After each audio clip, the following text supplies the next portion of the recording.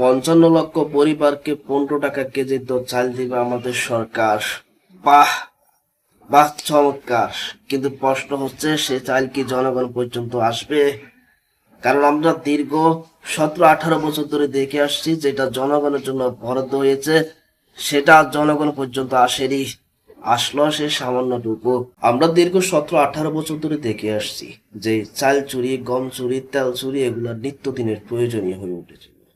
কিন্তু আমি তাই তারেক রহমান সাহেবকে একটা কথা বলতে চাই, আপনি জনগণের জন্য যাই পাঠান না কেন, যাই তাদের জন্য বরাদ্দ করেন না কেন, সেটা আপনি আপনার মতো করে পাঠাবেন, যাতে আপনার আশেপাশে যে বিশ্বস্ত মানুষগুলো আছে তাদের মাধ্যমে সে জনগণের জন্য পাঠাবেন, যাতে তারা জনগণের মাল জনগণকে বুঝিয়ে দিতে পারে।